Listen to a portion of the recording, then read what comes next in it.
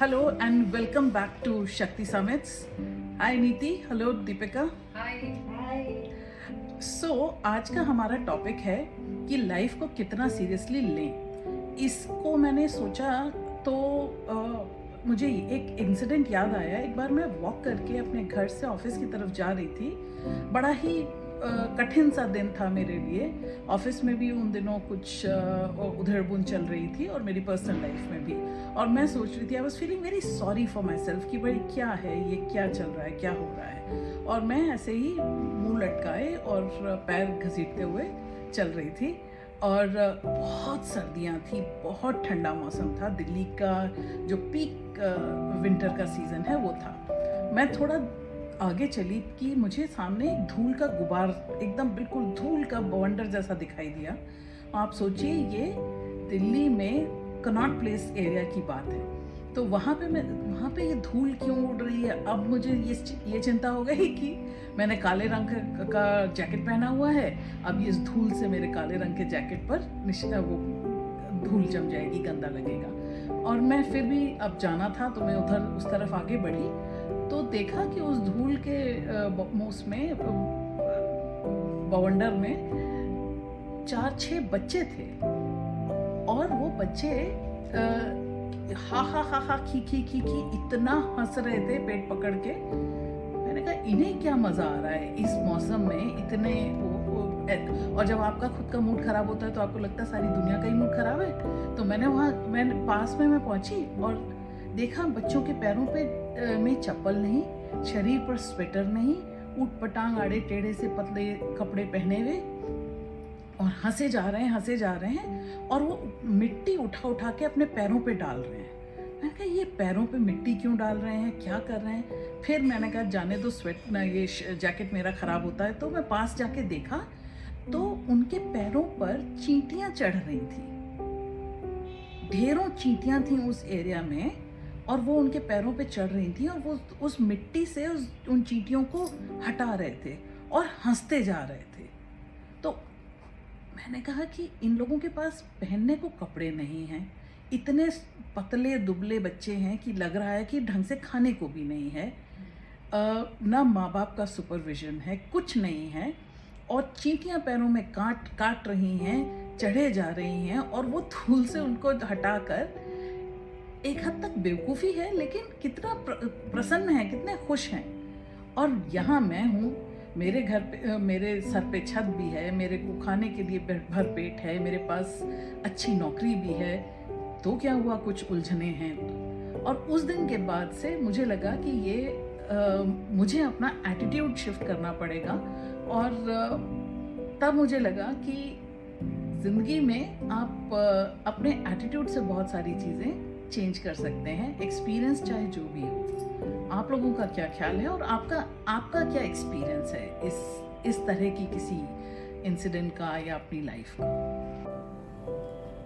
मोनिका, बहुत ही अच्छा आपकी ऑब्जर्वेशन है और मैं तो खुद ही इस फिलॉसफी में बिलीव करती हूँ कि लाइफ में हमेशा मुश्किलें आती हैं, बट आपका नज़रिया क्या है उस मुश्किल को देखने का, ये सब चीज़ उसी पे डिपेंड करती है।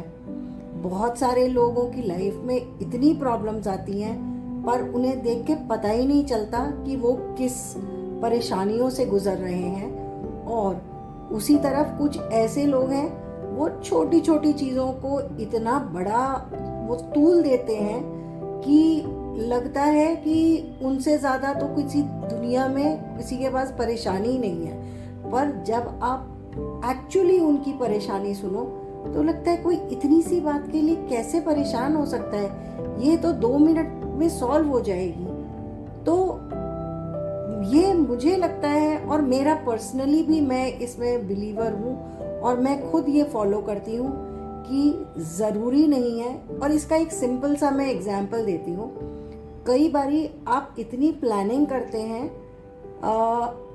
मेरे हस्बैंड ट्रांसफरेबल जॉब में हैं, तो जब बच्चे बड़े हो रहे थे तो हर साल 6 महीने पहले से ही उनको ये परेशानी शुरू हो जाती थी कि अगर अगले साल ट्रांसफ़र हुआ तो हम कैसे मैनेज करेंगे, क्योंकि बच्चे इस उसमें थे, क्लासेस में थे, इन क्लासेस में कि शिफ्ट करना थोड़ा उनको मुश्किल था।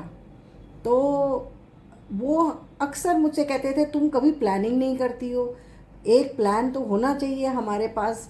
मैंने बोला जब प्लान तभी करेंगे जब सिचुएशन आएगी, क्योंकि कई बारी आप प्लानिंग में इतना टाइम वेस्ट कर देते हैं और वो सिचुएशन आती ही नहीं है। और एक्चुअली ऐसा ही हुआ।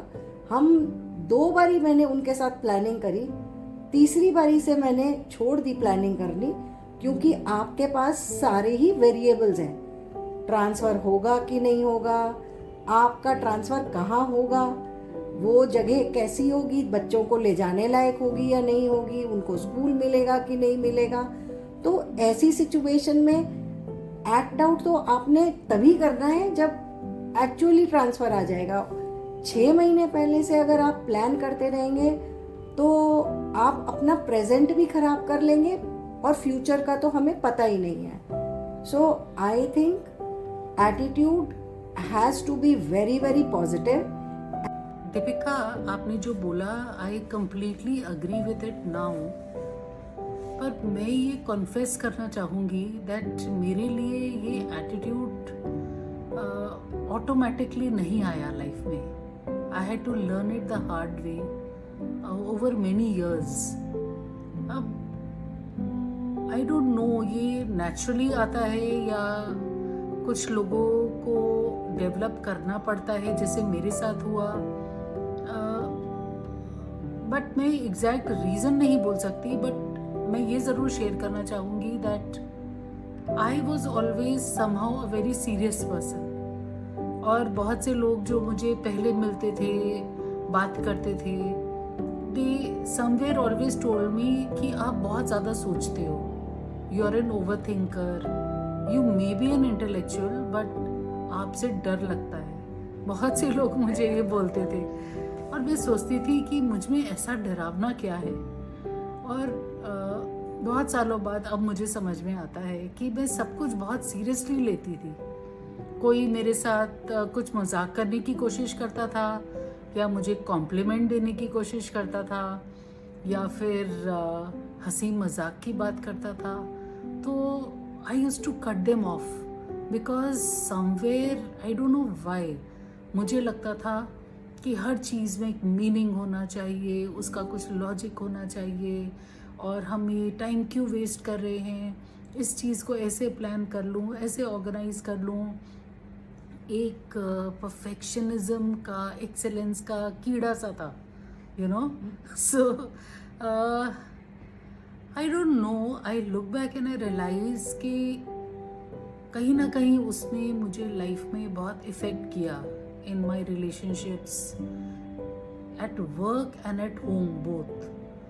तो at work मुझे उससे appreciation ज़रूर मिला बिकॉज काम में बहुत ज़्यादा अच्छे से परफेक्शन से करने की कोशिश करती थी, but in the relationships with colleagues I think I could not build up that warmth because मैं हमेशा थोड़ी सीरियस रहती थी या डरती थी मजाक करने से।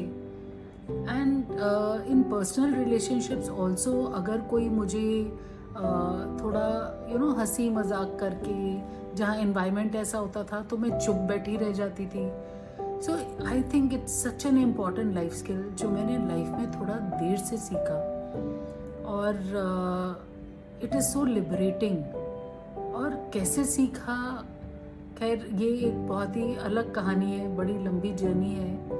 वेयर आई रियलाइज्ड कि ज़िंदगी छोटी सी है, कोई बहुत लंबी नहीं है। हम इस तरह से जिए जाते हैं जैसे हमें कभी कुछ होने ही नहीं वाला, बट एवरी मोमेंट काउंट्स। जैसे दीपिका ने कहा कि हम अज्यूम करने लगते हैं फ्यूचर में, अरे क्या गलत हो सकता है, किस चीज़ के लिए प्लानिंग कर लूँ। We are assuming what will go wrong, whereas half the times the things we assume and imagine don't happen in real life, और हम उसके फियर में जकड़े हुए जीते रहते हैं। प्लस हम इतने उससे ऑब्सेस हो जाते हैं कि हम हंसना भूल जाते हैं। हम क्या, मैं अपनी बात कर रही हूँ, थोड़े सीरियस से रहने लगते हैं, हमेशा टेंशन में आ जाते हैं, स्ट्रेस में आ जाते हैं। कि अब क्या होगा, ये कैसे होगा, वो कैसे होगा। तो जैसे एक बार मैंने अपने हस्बैंड से कहा कि we have to plan building our own house, अगले 2 साल में क्या करेंगे, व्हेन यू रिटायर तब क्या करेंगे। तो उन्होंने मुझे क्या बोला जानते हैं? उन्होंने बोला आज संडे है, कल मंडे है, मंडे तक की सोचो। तो तो यू कैन इमेजिन कि मैं किस तरह के जाल में, सेल्फ लिमिटिंग बिलीफ में फंसी हुई थी काफ़ी टाइम तक, और अभी भी पूरी तरह से नहीं निकल पाई हूँ, बट कोशिश कर रही हूँ। And having been through some tough times, to mention specifically my cancer treatment, I have realized कि ज़िंदगी अगर हंस के नहीं बिताई तो क्या बिताई, राइट? तो ये बहुत ही इम्पॉर्टेंट लाइफ स्किल है, और मैं ये कहूँगी कि अगर आप थोड़े सीरियस टाइप के आदमी या औरत हैं तो प्लीज़ थोड़ा उसको छोड़ दीजिए इस पागलपन को, और थोड़ा सा रिलैक्स होके हंस के जीना सीखिए। थैंक यू नीति, थैंक यू दीपिका। बड़ा ही इम्पोर्टेंट टॉपिक है, और हम सब ने अल्टीमेटली लाइफ में किसी के अंदर वो क्वालिटी थी, किसी ने बड़ी कठिनाई से सीखा जैसे नीति ने, और मुझे सिग्नल्स मिल गए तो मैंने टाइम से अपने आप उसको कैच कर लिया, और दीपिका को उनके अंदर ये इनबिल्ट क्वालिटी थी, तो उनको ऐसे पार्टनर मिले जो जिन्होंने इनसे आपसे सीखा, जिन्होंने दीपिका से सीखा। तो चाहे जो भी हो, अगर कोई हमको हल्के हल्के में जीने की इंडिकेशन दे रहा है तो उस इंडिकेशन को समझें, उसको पकड़ें, और लाइफ को ज़्यादा सीरियसली न लें, लाइफ को एंजॉय करें, हंसते खेलते निकाल दीजिए। बहुत छोटी ज़िंदगी है, और शक्ति समिट्स के साथ जुड़े रहें, लाइक करें, शेयर करें, सब्सक्राइब करें। Thank you.